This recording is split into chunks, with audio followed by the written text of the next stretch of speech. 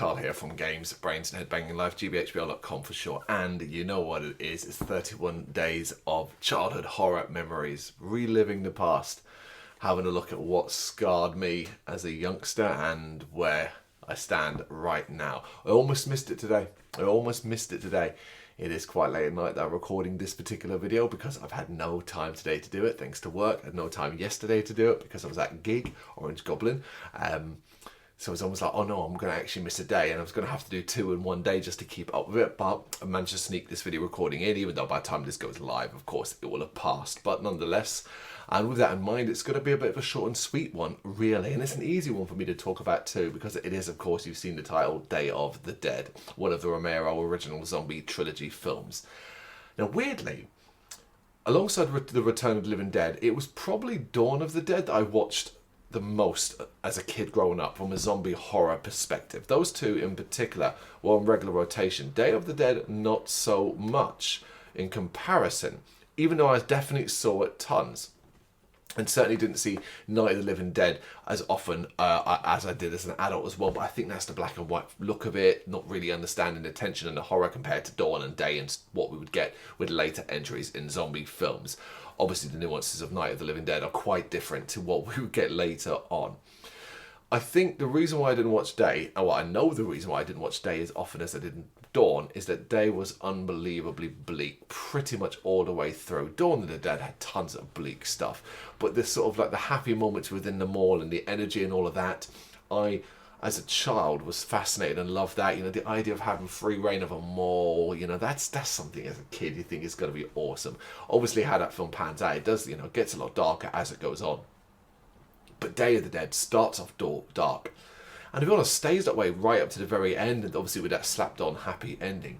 And that, I don't know, I didn't like that as a kid. I found it harder to sort of stomach and harder to kind of get along with. Basically, I watched it as a kid as Day of the Dead. Instead of coming away going, oh, that made me feel good and happy here for a brief moment or whatever, I just came away feeling bleak and miserable. And some of it is just not working, like in regards to just like, oh, this is the end times of humanity. Look how bad people have become. Look how terrible we are. And look how buried we are in the ground. We cannot survive in this zombie world.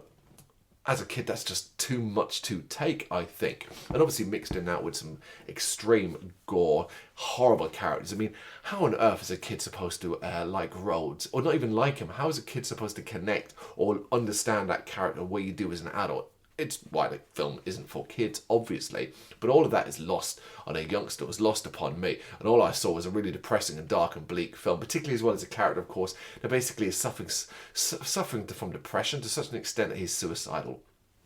And obviously, what he does at the end. And I always remember as a kid just being horrified by the sight of him choosing to kind of go lie down amongst the zombies, even though he knows they're going to tear him apart. And he does that, and he is torn apart, and he screams in pain until, like, to the point where he finally dies. Like, that's some horrible shit.